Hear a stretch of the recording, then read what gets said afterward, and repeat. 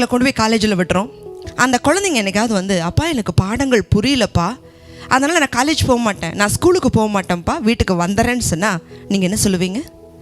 சரிப்பா புரியலையா, அதனால் நீ ஸ்கூலுக்கு போக வேண்டாம், காலேஜுக்கு போக வேண்டாம்னு சொல்லுவீங்களா?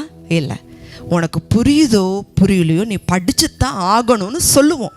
ஏன்? சுயநலம், தேவஜனமே. ஆனால் வேதாகமத்தை மட்டும் நம்ம சொல்கிறோம், புரியல, எனக்கு மனசில் நிற்க மாட்டேங்குது. ஏன்னா நம்ம அதுக்கு கொடுக்குற கனம் குறைவு. கனப்படுத்துங்க. கர்த்தருடைய வேதத்தில் பிரியமாக இருந்து இரவும் பகலும் தியானிங்க. அப்போ உங்களோட வாழ்க்கை எப்படி இருக்குமா?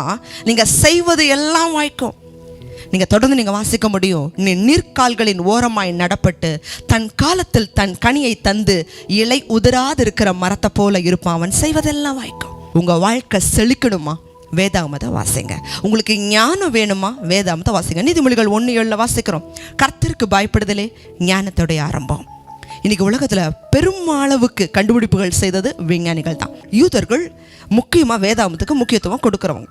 அந்த குழந்தைங்க சிறு வயதில் இருக்கும் பொழுதே 6 வயதுக்குள்ளேயே அந்த குழந்தைங்களுக்கு பரிசுத்த வேதாகமத்தை பாதி கற்றுக் கொடுத்து விடுவாங்களாம். தாமஸ் ஆல்வா எடிசன் நம்ம எல்லாருக்குமே தெரியும், அநேகம் கண்டுபிடிப்புகளை கண்டுபிடித்தவர்.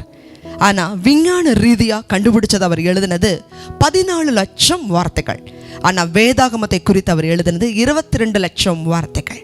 அப்படின்னு சொன்னால் விஞ்ஞானத்துக்காக எடுத்துக்கொண்ட நேரத்தை விட வேதாகமத்தை வாசிக்கிறதுக்கு எடுத்துக்கொண்ட நேரம் தான் அதிகம். வேதாகமம் உங்களுக்கு ஆசீர்வாதம், அதுதான் ஜீவன், அதுதான் கிருபை, அதுதான் உங்களுக்கு நித்திய ஜீவனையும் கொடுக்கக்கூடியது.